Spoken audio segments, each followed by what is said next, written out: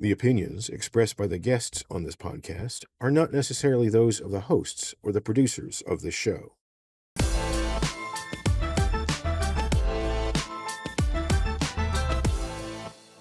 Hey, it's your girl, Renee Graziano, and welcome back to my new podcast, the Crisis Queen Podcast. And I say the Crisis Queen because I get very emotional. So with no further ado, I want to introduce you to someone who is very dear and near to my heart, Zappy. Yay! Hey, so good to be here. Thank you for coming. I really appreciate it. I met you 6.5 months ago. Mm-hmm. Yeah, right. 6 months and 1 week, actually. And you've really changed my view on many things. So, but before we get into that, I want everybody to know what you do and what you offer to the world that I think people are missing out on. So if you could explain a little and tell them who you are, I'd appreciate it. Sure. So I'm what's called a psychedelic concierge. And almost like a concierge at a hotel where, you know, if you want to go to dinner, you ask them, hey, where should we go? And they ask you a series of questions like, what kind of food do you like? Do you want music, wine, outdoor, indoor? And they finally say, I got the perfect place. Mm-hmm. So with me, with psychedelics, I ask some different questions. I ask, you know, what's your intention for doing it? Mm-hmm. What traumas are you trying to overcome? And then knowing the psychedelics, I'm able to say, oh, I know what you need. Here's your formula to get to where you want to get to, which I assume is like a conscious transformation or just to expand your own consciousness. Well, for me, it was actually quite of an adventure because I've always been afraid of anything psychedelic. I always had in my mind that I was going to go on this trip and I was never going to come back and I was going to jump off a building. The craziest thoughts, because I heard a lot about like LSD growing up and, you know, like people having bad trips and people doing mushrooms. And I was always afraid of that. However, I was not afraid of the cocaine and the champagne. But now I am 7 months sober, 7 months and 1 week sober. Beautiful. Which I'm super excited about. And you have a lot to do with that. Thank you. You're welcome. Shout out to Lamar Odom and Gina Rodriguez for getting me here into California and putting me in a safe place. But meeting you definitely opened and expanded my mind into taking a chance on not just psychedelics, but plant medicine. And, you know, I'm off all of my head meds. I don't take not one head med. Wow. And they've been giving me head meds for like 10 years. Incredible. So, right? No, this is a game changer for society. I think like what happened was the pandemic hits. Ooh. We all get PTSD. Yeah. And all of a sudden, everybody's like, well, how am I going to get rid of this? Well, I can't go back to what I was doing with talk therapy and antidepressants and alcohol. Shit, I need something new. And they're realizing that the research is super strong.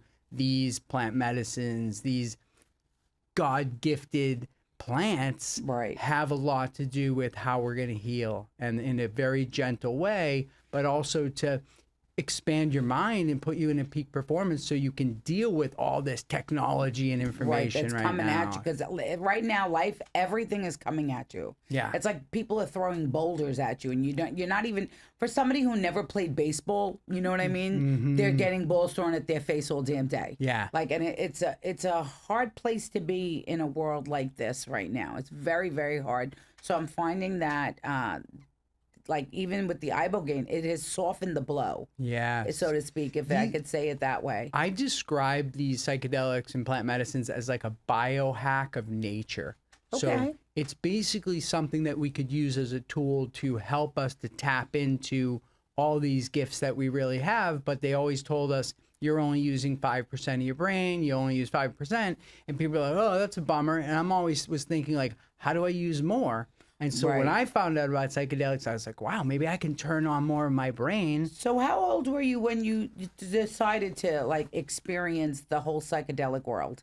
I was a teenager, and I grew up in thank God, a place where people, you know, told you not to do psychedelics, but if something bad happened, they would send you to a therapist. It wasn't like people were just like, that's the worst thing ever, like it might be in some other communities. My household, I was looked at it like the crazy one. Yeah. The more hush-hush, oh, dude, she's crazy. Yeah, so I had this psychedelic experience, a big psychedelic experience with my friend. And what happened changed my life because I looked at my hand while I was really in the middle of the trip, and I could see it was like trillions of atoms, and they were vibrating at this certain frequency. And then I looked over at my friend, and I saw he was the same atoms, but just a slightly different frequency than me. And then I looked at the chair, it was atoms, different frequency. I was like, everything's frequency. Oh my God, I'm never gonna unsee this. Right. Okay. And so for my whole life, I had that with me. And around 2011, I had sort of done everything society told me that I needed to do to feel fulfilled. You know, go to school, get a job, make money, have a family, be a philanthropist. You'll be totally fulfilled. And I did it. I made millions of dollars and the whole thing. And I was like, I'm not fulfilled. I don't even know what I'm doing here. Okay. And I thought back to my psychedelic experience. I thought maybe I have to go inside my own mind for some answers. It's not out there. I can't find it out there. Right. So I'm going to go in here. And I had heard about people sitting with shamans. And I thought, well, that's what I have to do. I have to go probably to Peru, go to the jungle, sit with a shaman. And once that hit me, I just did it. You just like picked up and went to the jungle. I did. I always had like film crews and things with me and shooting stuff. So I had a film crew and I said, hey, I want to go on this adventure of me going inside my mind, but I'd love to shoot it so I can share it with some other people when I come back and not just be for me. Right. And luckily my friend knew actress Michelle Rodriguez from Fast and Furious. Yes. And I went over to her house in Venice. And me and my friend sat down and we said, hey, we're going to go to Peru. We're going to do ayahuasca. And Michelle said, oh, I've been wanting to do ayahuasca for a long time. She's like, but I haven't found the right situation. And I was like, oh, wow, this is incredible. So she goes back into her bedroom, comes back with her passport and gives me her passport. And she's like, I'm in, let's go. We're leaving in like 2 weeks. And I'm like, holy shit, like this is on. Amazing. Yes. Yeah. And so I went down there and we had this transformative experience with ayahuasca in the jungle. That's my next one. That's my next one. Because the ibogaine, I was one of the people they say that it doesn't experience the visions. And I think my intention when I went to Mexico was I just wanted to see my dad one more time. You know, just one more time, like one hug, one this, one that. And I got a little bummed out about it when after like 4 hours, and I'm like, I'm not saying anything, damn it. So they had said, why don't you try DMT? And I'm like, all right, what do I got to do? And I'm not that type of person. Right. Like when it comes to like drugs, I should say I grew up doing only, but I really limited myself to what I would do. Like I didn't even smoke much pot growing up. You know, I never felt like I want to always be in control. But this time I was like, you know what? I'm going to do anything and everything I possibly can to experience and achieve the goal. And the goal for me has been freedom. You know, freedom from self more than anything else in the whole entire world. Because I believe that I'm responsible for my using. I'm responsible for my disappointment. Yes, people have let me down, but I didn't have to be let down. I could have looked at it and been like, okay, you're not smart enough to know that I'm a great thing. Bye. And walk out the door. But I took on each role. So growing up, for me, if someone said, you're fat, you're ugly, you're this, you're that, I believed those words.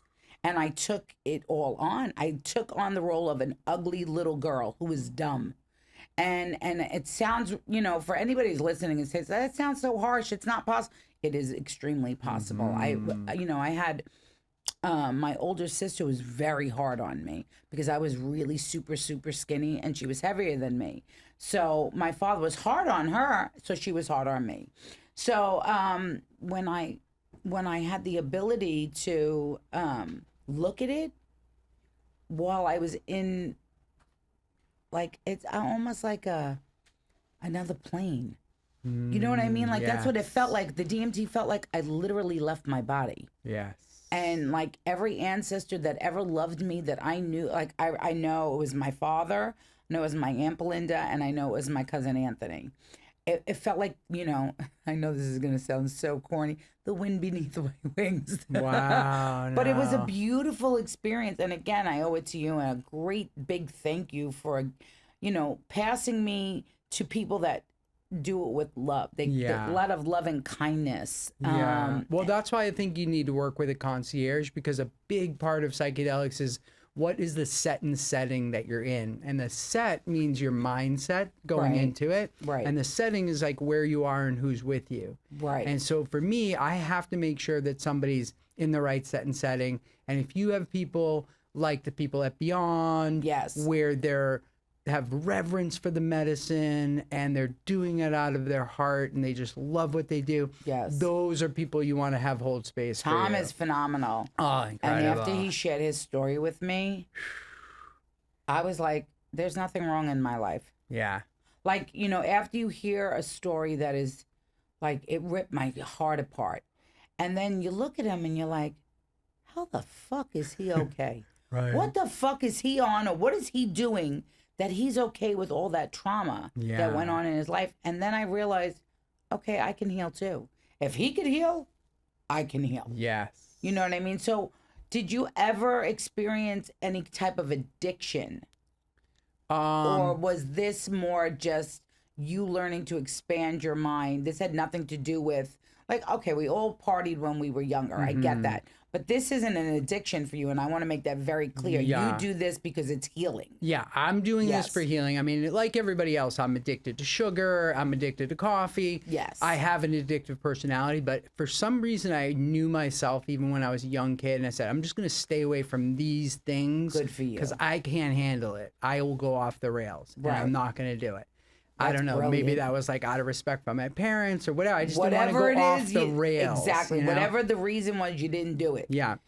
But I always like wanted to expand my mind, you know, and I've been asking people this fundamental question, which I think is the most important question to ask right now in society, which is if as Americans, we're allowed to explore all over the country. Right. We can go to outer space. If you want to go to Mars, you can go Right. to Mars. But somehow you're not allowed to go inside your own mind. Does that make any sense? Absolutely not. I don't think anything is making sense in our world today. They don't want us to know how intelligent we actually are, because if we start to find out how smart we are on our own and that we could actually heal ourselves by using more percentage of the brain, then we're going to figure out what the game is. Yes. You know? And it's a shame. And yesterday we were talking when we met that the MDMA did not get approved. Yeah, it was sad, you know, a bit of a setback in the psychedelic space, but the FDA, the reason that they stated was that they didn't like the way that the clinical trials went.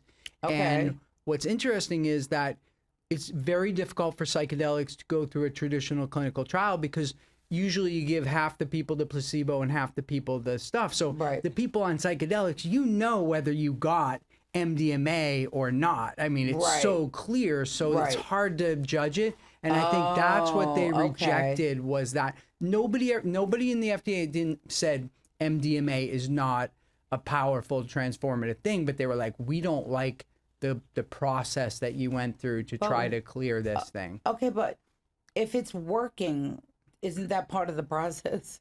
For me, it is. I mean, Right. you know, like the alternative is, okay, if you turn that down, okay, now what? People self-medicate with alcohol Okay, right. and cocaine and, you know, abuse themselves and things like that or kill themselves. Well, Right. that's compared to that, I'd much rather have them doing therapy and MDMA. Right, because you're doing it. The whole point of it is to do it with, you know, a doctor or a nurse or someone who's familiar with plant medicine or psychedelics. Yes. It's not like go home and do it by yourself, you know. And then we had that unfortunate situation with Matthew Perry, Yes. and now they're looking into who gave him the drugs. Yes. So I'm that- assuming they weren't prescribed. those were not prescribed. Okay. You know, So I want that to be clear, Yeah, so people don't think, oh, if you do this, you'll die. Yeah. I mean, if you do it without a doctor, who knows what'll happen? yeah, But and go if ahead. you're like Matthew Perry and you're in a hot tub and nobody's with you and you do it, you're probably going to drown. I mean, that's Right. just a state of, and the sad part was that, you know, him trying to play doctor for himself put this red flag out on ketamine. But what people need to understand is when people are usually using ketamine recreationally, they're snorting it as a powder. Right. And when you snort it, it goes up your nasal cavity and hits your opiate receptors. Okay. So it actually can be very addictive when you're snorting it like that. Right. Hits your ocular nerves. It's a totally different experience than getting an intramuscular shot Right. or a lozenge of ketamine. Right, because you're getting a shot. They know how much they're giving you. They know your body weight. Everything is mapped out for you. When you're just doing something on your own, of course, you know what? And if you're already an addict, Yes. you're going to do it to the max. Yeah. You know what I mean? Because that's what addicts do. We take the extra chance, you know? So, I mean, rest in peace, Matthew Perry. That I cried Yeah. when he died. It was very I was heartbroken. sad. Yeah. Especially after his book and all the success we thought he was making. Yeah. And then to look at it and be like, he still wasn't okay. Yeah, it's so sad for somebody, you know, it's so weird when you see somebody in comedy, you know, and they're sad, or you see Robin Williams commit suicide and you're like, oh my God, I just always thought he was like giggling and laughing and the whole thing. And I think, you know, for me, that Matthew Perry situation is why I created the Keta VIP experience that you had last night, because it was like, everybody knows ketamine is incredible for PTSD, anxiety, peak performance, addiction, but you have to do it in the right set and setting. Absolutely. So for the nurse to come over to your room. It was phenomenal. I was so excited. You know, like you say, set your intentions. So my intention is to be free. Mm-hmm. You know, and it's on my arm. It's faith, hope, and freedom. And that means if you have faith, there is hope and freedom from what binds you. And that's exactly what I was going after. And before last night, I wasn't going after that. I still wanted to see my dad. I still wanted to be okay. But it was yesterday, I set the intention to just be free. And with that, and I had spoken to you earlier about it, there were emeralds falling from the sky. Wow. I thought I was going to wake up rich. I thought I was going to wake up rich. That might be a sign that emeralds are falling. It has a lot to do know? with money, too. It has to prosperity. So it was this feeling of, you know, my ex-husband has caused a lot of damage in my life. And before going into the whole experience, the nurse was like, if something comes up that's not dark and pleasant, go towards it. But while I was sedated, while you were in the experience, in the experience, I know I kept shooing something away because it was ruining the beautiful vision I was having. So I didn't want to go to the right. I didn't want to go that way because I already know it's on the right. Yeah. You know, and normally I would go to the right. Right. Because, you know, red flags Renee sees as a carnival. I'm like, wait, what ride is that? I'm going on it. I'm going on it like 5 times. Right. You know what I mean? And I've been stuck there in my past so many times. I just chose to go forward and forward. And I'm telling you, I've never seen, just like my experience with the DMT, I've never seen color like this. You know, with DMT, I saw this white. I told you, I swear I was in the mosque in I think it's in Abu Dhabi, the mosque that I talk about. Oh, yes. Yeah, I could have swore I was there. But yesterday I was in a red clay cave, and there were just emeralds falling. And like I mentioned to you before, Renee or Renata means rebirth and reborn, and emeralds is a sign of rebirth. And I was like, oh my God. Wow, it's happening. It's happening. And, you know, in addiction, they say you live 2 lives. One when you're born and one when you find out why you're born. And I swear it was last night that I figured it out. I'm like, okay, I'm supposed to be here. Like all of those unfortunate mishaps in my life that almost took me off the God's green earth. There's a reason I'm here. Yeah. And I mean, sharing this information to me is really, I mean, and by no means am I promoting go get high. What I'm promoting is a healthy way to heal. Yes. And I think that's what you do as well as a concierge. Like, I think you're promoting a healthy healing. Yeah. And, you know, honestly, if I thought there was something else that worked better, I'd be promoting that. And then I look at the existing system and I'm like, I can't promote that somebody talk to a therapist, go on antidepressants for 6 weeks and see if it works, and then go on another one and this, and then drink alcohol and eventually be depressed and want to kill you. That's not a life, you know? And if psychedelic medicines like ketamine can stabilize you and ibogaine can break these addictions, because Lamar, you know, he said it's been 5 years since he used. He told me, we were on stage a couple weeks ago in Vegas, And I told the story of Lamar called me after Kobe Bryant died a couple days later. And he said, Zappy, he's like, I got to tell you this. He said, the night Kobe died, he goes, I knew as a lifetime addict that I could use that night and everybody would give me a pass on it. Yep. He goes, but since the day of the ibogaine, he goes, I just haven't had the desire. No craving. No cravings. I'm not going to tell you the thought hasn't passed through like, Renee, you're on day 3, no sleep. If you just took a Xanax, but it was just a fleeting thought. It was in, it was out. You know, and that for me would have never been an in and out. That would have been like, okay, where am I going to, you know, got to go to the doctor. Because I wasn't much for street drugs. Cocaine, obviously, because we couldn't, you know, get a doctor to write that script. However, the Xanax was, you know, prescribed. And I tried for the most part, to take it responsibly. But then getting addicted to not feeling, because it wasn't the drug I was addicted to. It was the feeling of not feeling. Interesting. The absence of pain. Wow. Well, you know what I realized with my own ketamine experiences is that once I got used to the medicine, I started a journey and say, I want to try to have some proactive thing happen during this journey. And so I had a business situation that some friends sold a company that I was involved with, and I missed out on like tens of millions of dollars for no reason, you know? Right. And so I had this like chip on my shoulder for a couple of years, and I'd have to watch the commercials come on CNN and be sitting there and watching my company. And I was so pissed off. I bet. And so, Do you want to give me their address? No, I'm not kidding. after the show, just don't hurt them. Just like, No, I'll collect. Yeah. I'll collect. So they, so I went into the ketamine and I was like, I'm going to think about this experience. I just want to spend the whole time, if I can, really analyzing this. And I analyzed it and I saw my life path if that had happened. And I was basically just like sitting on the back of a boat, smoking a cigar and doing nothing.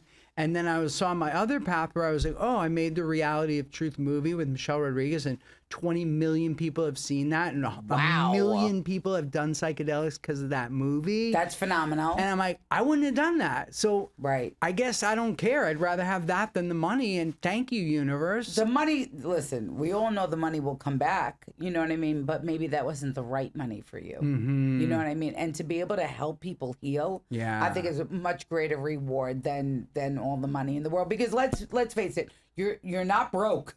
So you're in good shape. You know what I mean? That money will come again. Yeah. Because I think what you're doing in Malibu. So you want to talk about that? Yeah, sure. Please. So I'm doing ketamine group events in Malibu Hills, and you've been there. You've been to the events, and when you do a ketamine with a doctor in a space, but you've got, 15, 20 people with you, you would think, oh, that's kind of weird. I don't want to be around these people. But what happens is it amplifies the whole energy situation. And then when you come out of it, you're like, have all these cool people to share the experience with who aren't looking at you like you're weird or you're saying something too far out. Right. And all of a sudden, I've seen from these group events, we'll have like 2 or 3 businesses that start from these people. Yes. Friendships. Yes. Just incredible. So I'm a huge advocate of groups. I think if you get the shot, like we do in Malibu Hills. In Malibu Hills, what we're doing, we call it Camp Zappy. Yes. And I've been doing this all over the country. But what the idea is that you come on a Friday night, you leave on Sunday, and it's a reboot weekend, reborn. Yeah, that's right. You, instead of going out and partying all weekend or going to Vegas and doing drugs, you actually try to go inside your mind, be in nature, and grow. Well, the setting is phenomenal. There's that beautiful stream that's running right by, and the feeling of safety. And I speak about safety a lot because that's one of my fears, is not feeling safe. And anytime I've been in your company or I've done the retreat, it's this feeling of safety. And I would be the one that would be like, I don't want to be around a bunch of people. Oh my God, oh my God, oh my God. But it was so wonderful to be around a group of people because everybody like came out of the experience like, how was it for you? Like everybody cared about each other. Yeah. And in today, it makes me really emotional actually, because in today's day and age, we don't care about each other anymore. Yeah. We don't care. We care about how far you're going to get when you step on that person's back to get over on that person's head. It's just a terrible way to live. So if there's a way to bring, and I'm not saying love, peace, and hair grease, you know what I mean? I'm just saying, like, if we can make the world a better place by healing ourselves, then the world in turn is a better place. Yeah. You know? I've been describing exactly what you're talking about as like we are having an empathy crisis Hello. where we don't know how to put ourselves in the other person's shoes, or we're so distracted with the technology and everything that we're just like, oh, well, I can't think about that. I'm done with it for now. But Right. to really get empathy, only way I've ever seen people get instantly more empathy is they have a near-death experience or they have a major psychedelic breakthrough. Yes. And so when you emerge with this new empathy, I really believe if we had enough people vibrating at that higher empathy level, Yes. we'd solve any problem we have. My Easy. my answer to everything is love. Yeah. I think like some people just need a fucking hug, man. Right. All they need is a hug because maybe their mother or father didn't treat them the way that they need. They just need a hug. So as a parent and with now 4 grandchildren, all I want to do is make sure my grandkids never experience what I did. Mm-hmm. And that's another reason for the podcast is to open up people's eyes that there is so much more in life than. I know we need money to live. Don't get me wrong. You need money, obviously, but you don't need. It's nice to have stupid money, I guess. I really wouldn't know, but it's not. That shouldn't be the end game. Yeah. The end game should be a healthy life and a healthy lifestyle that your family could grow together and have memories. Yeah, connection. Because I'd give anything to have my father back. And I'd give anything to go on one more trip to the Bahamas. Or remember, little times I got in trouble. Like, I'd give anything for him to hit me on the head with the phone. That's what he used to do. As we'd walk past, we knew we were in trouble, but we didn't know what was going to happen. We'd get bing off the top of the head with the receiver. Oh, I would give anything for that bing. You know what I Yeah. mean? And I know that sounds crazy to say that, but, I came from a really good family who came in damaged. They were already damaged. My father had a terrible childhood. Terrible. And my mother came from a broken home. So childhood for me was the most pleasant. How about your childhood? I had a super pleasant childhood. Thank Did you? God. I had a family that really supported, be whoever you want to be. Just be kind, and Right. as long as you do that, have fun. Right. And that was their So not their much mantra. trauma for you at all? Not a lot of trauma. Like I say, everybody's worst trauma is almost probably as bad as everybody else's trauma. right. So, my thinking has always been that, when I've been able to be in gratitude, that's when miracles happen for me. And I think love is here. And for me, gratitude's even higher because if Gratitude you're is in an this attitude. you're in this crazy world, but you're still grateful, all the shenanigans going on, but you're still grateful, then the universe is going to reward that. It's going to say they appreciate the miracle that they found themselves in. Right. Let's give them abundance. Do you have like a daily regimen that allows you to remain in a grateful state? So I do have a few things that I do as a practice. Like, I meditate whenever I can. I like to jog. It's part of my meditation. But really, I feel like I'm benefiting from the psychedelics that I do, just getting my brain into what's called a neuroplastic state. So rather Okay. than being so rigid, I'm more neuroplastic. That's the benefit of psychedelics. Okay. And so when bad things happen, which they're going to always, Right. anytime, and they come out of nowhere, they hit me, and I'm not like, oh my God, my life's over. This is terrible. It goes in, I'm like, oh, well, wait, let me see. Maybe something Like, good's what's going the to come out of solution? it. What's the yeah. solution? Oh, it's a puzzle. Oh, I'm grateful. Maybe I have something to learn. So could you explain to everyone about the neural pathways, about what's what I'm looking for?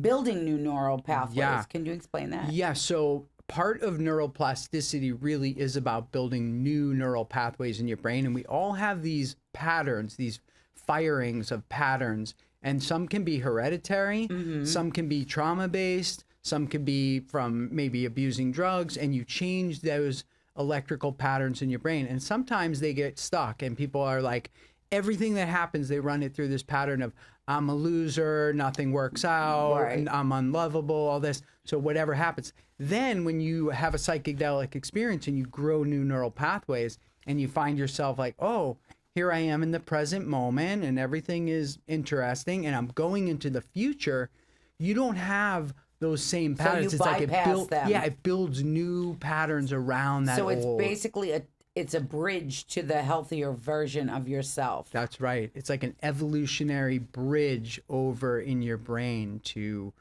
resolve it. And that's why people, when they are treatment resistant depression, they're told to do a series of ketamine treatments to build up enough new neural pathways to be like strong foundation. How many treatments would you suggest a person has?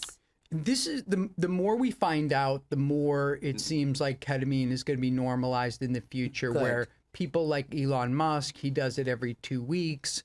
A lot of people are on a kind of like with Keta VIP, they're on a monthly where, you know, life happens to you, life happens. And then all of a sudden you're like, wait, I need to get a little more Like the strength. reset. Yeah. Because for me, everything's beat frequency, like I talked about. So when you are strong in your own frequency, and after Ibogaine, a lot of people describe being in their own frequency before their parents and society put everything on them. And then when something comes at them, like somebody says, hey, you want to do a drug or something, they go, doesn't resonate with me. Right, No, it's like I'm a good. shield. It's almost like it builds a shield around you. Yeah, it's like you get to decide based on how you feel, not just like whatever you think you should do. And I think like making choices like that, it's so much better. It's like, I think it's phenomenal, and I'd love to see more people heal. Like, I know my son has trauma. He refuses to talk about stuff like that, but I would love to give him this experience. He's just anti-drug, and he doesn't realize.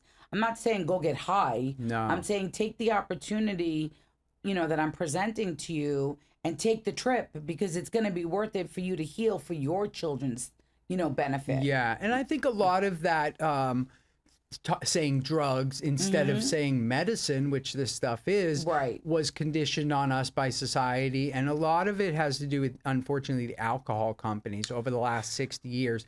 They knew that this time was going to come where people were going to take psilocybin mushrooms and marijuana, and they weren't going to drink as much alcohol. Okay, so mushrooms is like a form. Well, it's obviously not ketamine, but it's a hallucinogen. Yeah, right? It's a hallucinogen. A psychedelic. So would we call it psychedelic or hallucinant? Yeah. Okay. Mushrooms are definitely psychedelic. If you take a low enough dose, which is what a microdose is, it won't become psychedelic. People are doing that nowadays. It's and they're saying they're kicking like dope. Yeah, it is incredible. I'm coming out with some mushroom products that are made from a specific mushroom called Amanita muscara. I love the name. It sounds so elegant. Amanita cigar. It sounds like. It is pretty mystical, right? And yes. This is the red mushroom with the white polka dots that you see sometimes about Christmas, or you just see them around. I saw them actually on Super Mario. Yes. I think somebody in the who made Super Mario was tied into this. Yeah. And what I love about them is they're actually legal. They're not. Psilocybin mushrooms are currently still illegal. And what are so those aren't the regular mushrooms we eat? No, these. There's about 100 plus varieties of mushrooms that are neuroactive, that will have a psychedelic not component. Oyster mushrooms. No. Not all the good stuff that I eat right now. Yeah, damn it. Those are called like functional mushrooms. Okay. But you know, one of those functional mushrooms is called lion's mane, and it's a incredible brain builder. Okay, I keep hearing about lion's mane, and I had a girlfriend that was on here the other day, and they grow it. Oh, wow. Yeah, they have a whole garden. I would love, maybe next trip I'm in, I'll take you up to, they live in San Diego. They have a whole fresh garden of everything. I would love it. So tell me about this lion's mane is incredible. It's one of these things where anecdotally, I have my neighbor down in Florida where I'm at. He said since the pandemic, he's had kind of like this sickness, can't get out of bed, can't walk his dog that far. Can't see properly. And he started taking lion's mane like 4 or 5 weeks ago. And he said after the first week, his eyesight came back. And he said now he's out power washing people's places for 5 hours out in the sun. And he's like, I'm good. And he's like, only thing I've done is the lion's mane, and you can buy it at Whole Foods. Okay, so you could buy lion's mane in Whole Foods. Yeah. And it's not like so it's because I don't understand how everything is. I know that people have additives in there. So if it comes from whatever's grown in the garden is the same thing that they're selling in Whole Foods. Yeah, more or less. exactly. Okay, very good, because today I'm going to buy Yeah, it. that's straight lion's mane. And it is one of these things that grows new neural pathways, these synapses. And so you can get a lot out of that. And a lot of times they'll take the psilocybin mushrooms or the Amanita muscaria and they'll combine it with the lion's mane. And people are just like, my brain is on fire. Like, I'm so clear. So it actually then, it sounds like it would help with ADD and dyslexia. Now, are children able to take lion's mane? Children can take lion's mane, absolutely. Okay. And I think in the future, you know, we're going to come around to, as psychedelics get rescheduled and become legal and accessible. Right. Younger and younger people are going to have to start taking these, because right now kids are exposed to the internet, all this horrible information, porn, all this stuff. It's like, how are you going to help those kids? Well, you're going to have to help them to do a reset and take some of that trauma off of what because they've I'm thinking seen. of my grandson who's 7, and he's like me with a little dyslexia. So there's, you know, I don't want him on any, well, me, my son, and my daughter-in-law would not want him to take medication, you know, like, because you destroy your liver eventually. But if there's natural supplements for a child, I think, if you know that it's not hurting you, then do it. Yeah, I think lion's mane would be great. I mean, I'm somebody that, you know, I believe in a God, like an intelligence in the universe. I usually say she after my ayahuasca experience, because I was in my ayahuasca and I met God, and it was actually a woman. A woman, of course it would be a woman. Yeah. So it's so funny when I hear people say he, him, the father. I'm like, no, you got it completely wrong, but keep going, do your thing. I'm going to try. That's the next thing I want to do. Yeah, you're going to love it. I'm going to tell you why. Because you know, and most women have this sort of relationship with the mother where it's, you know, contentious kind of thing, almost like a boy might have with the father. It's like a rougher relationship. Yes. So for you to do the ayahuasca, get the hug from Pachamama, Mother Nature, and just have her give you that squeeze that you need and be like, everything's okay. Yeah, I think I'm even one of the people who need that hug. You know, I love to give it out, but I find it hard for me to get it for myself, because it feels like I don't want nobody to know I'm a little broken. You know what I mean? I don't, you know, I got to have this strong ass attitude, but no, I don't anymore. Yeah. Now it's kind of like, you know, my grandson actually just had a fight recently at 7, and he called me up and he was crying. He was so upset. He's like, Nene, I need you to come over right now and be here for me. And it was the greatest feeling in the world to be able to show up and give him that hug that he needed. And I think that everybody in the world needs a damn Everybody friggin' needs a hug from their grandmother. You know what I mean? Their grandmother, their mother, parents that are out working and busting their ass. These kids are left alone to their own demise, to the porn, to the YouTube, to this, that, and we're really not pouring into them the way our grandparents, you know, poured into us. And I think that's the difference now. The grandparents are still working. Yeah. Where back in the day when we were younger, our grandparents were already retired and home. Yeah, absolutely. And then also, like, I think, you know, these days, seniors, you know, that population, they need psychedelics more than anyone, because they're facing death. Yeah. It's real.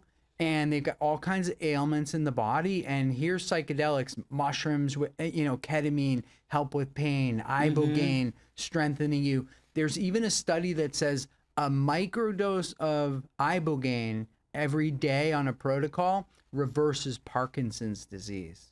Really? With the neural growth that the ibogaine does. What about for like dementia? Would that?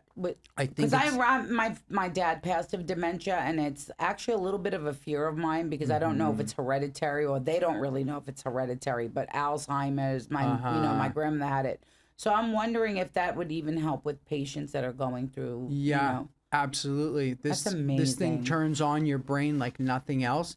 And they came out with a scientific study that said when you do ibogaine, right after, they measured people and they said physiologically you're 1.3 years younger than you were 12 hours earlier. Well, before I'm going to you be did it. doing this every day until I'm 21 again. But that's in our future. I don't think, I think if we use more of our brain, then we have the opportunity to live longer, live a better life, have Right. more fulfillment. And, I think the psychedelics have to come out.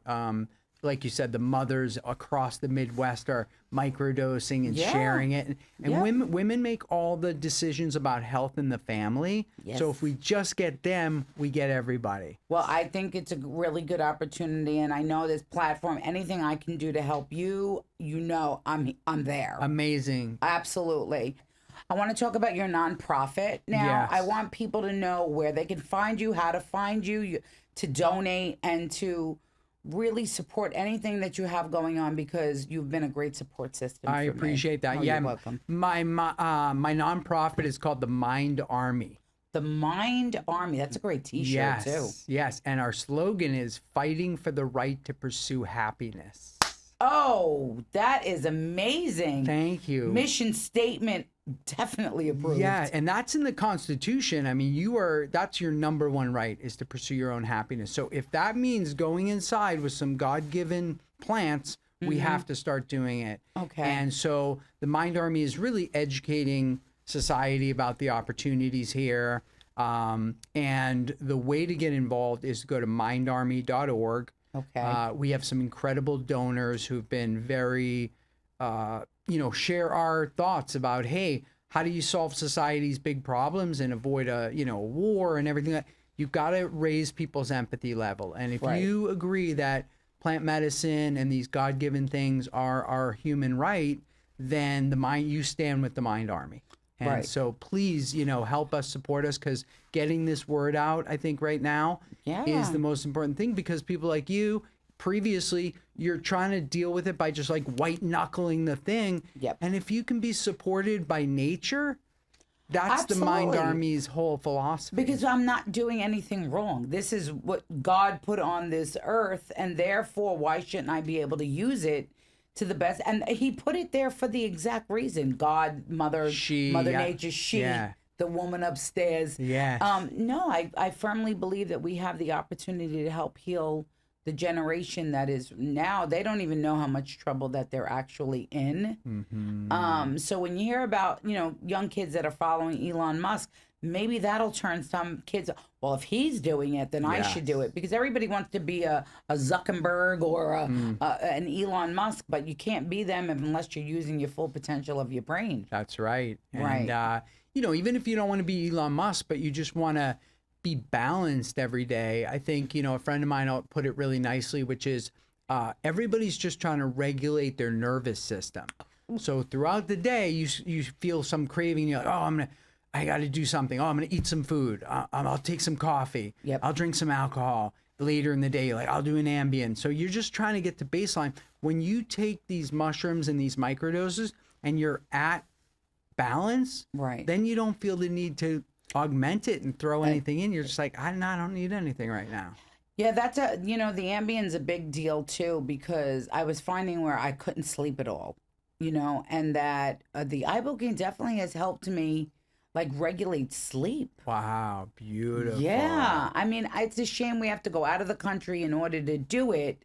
It's the same as ayahuasca, but it would be nice if our own government could find the funds, which we know they Or already just have. the compassion to say, hey, people are really Yes. hurting right now. Yeah. Let's give them this thing that we know works. And that's the Mind Army's mission, is like, we're fighting for people to have access and the right. You can't tell somebody in 2024, alcohol's good, tobacco's good, but mushrooms, that's off the table for you. Isn't that crazy? Like, you could smoke all now, and talking about smoking, we talk about weed. That would be plant medicine, Yes, correct? that is plant medicine. Okay, so if we're allowed to smoke weed, which we know could make you a little loopy, why can't you take a mushroom? Yeah, well, I would That even... don't make sense to me. Yeah, and the flip side of that is they say, well, you can't do it, and we have it on this Schedule 1. It's illegal. Schedule 1 means it has no medical benefit,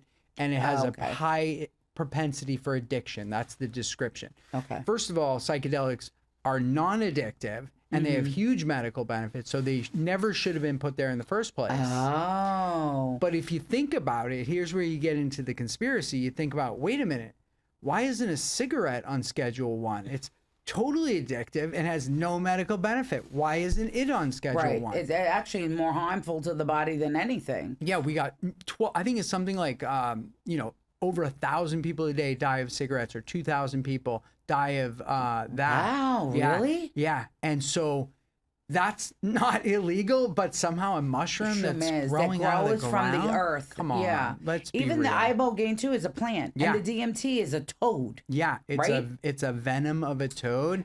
And Okay, I the just want to tell you, venom- go ahead. the DMT that comes from the toad that you took. Yes. What's powerful about that is that when you take a little bit of a poison like that, Okay. and you put it in you, all of a sudden your body goes into this death response. Oh, so it's a poison in the toad, but the body has DMT as well. Yes, the body has They're different? DMT in it. This is an intense form of DMT that Okay, you're getting. okay. So it's a big flood dose of DMT that you get through the Okay. venom. Okay. And the frog's doing that to protect themselves because they know if an animal tries to bite them, they'll get, all of a sudden they'll be in this DMT experience and they'll just drop I the get toad. it. So it's their safety. Protection, It's yeah. their protection. Okay. So when okay. you take a little bit of it, right, and you smoke it, right? Yeah, it was a little tiny piece, like this much of it. That was it. Yep. Your body goes into this death spiral where it really believes it's dying. And the body says, oh my God, we got to save this organism. Hey, cancer cells, get over here. Everybody we got to save this guy. And then you get saved because you didn't take that much. Right. And you come out and now your body's all in alignment. Oh. Everything's working in harmony. as a Very unit. interesting. I want to grow toads. I want to go find all the toads in the world and put them in my backyard because that was such an amazing. It was heaven, if I want to say heaven, or like I said, I swear I was in Abu Dhabi in the Grand Mosque. I was somewhere that it was so pure. Wow. It was the purest white I've ever seen I've never seen white like that. Only when looking at that mosque, that's the only thing I can relate it to is that purity, that pristine glory. Well, yeah. It was like God's grace and mercy was floating everywhere. That's exactly what it felt like. And it was that hug, and it was a sense of go back, you're not done.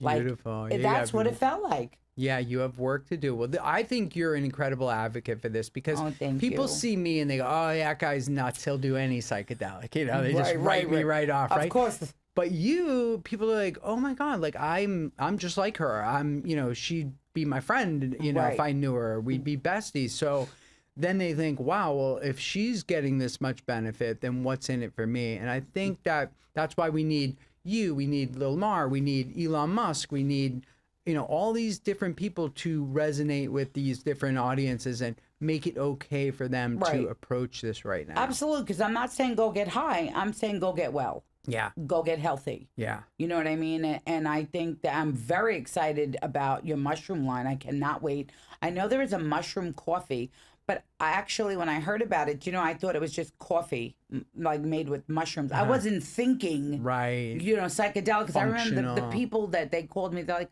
oh, I think you'd be great for this mushroom coffee. And I'm like, why the fuck do I want to drink mushroom coffee? Right. Now that I know about it, Yes. I'm going right to buy the lion's mane. Yes, the lion's mane. I wanted you to report where you are a week after taking lion's I mane. most certainly will. I definitely will. And I want to thank you so much for coming today and Yes. sharing and just, give your camera a look and tell them where they Yes. can find you on Instagram and Cool. Zappy Zapolin, Zappy, and then Zapolin, like a violin, Zapolin. And check out the Mind Army, mindarmy.org, because we have to get this available for people. I mean, this is as close to a panacea as we have. And if you think like we do, and you're thinking, why can't I go inside my mind? What are they trying to keep me from? What they're trying to keep you from is feeling free and really enjoying this whole life without needing something. Wonderful.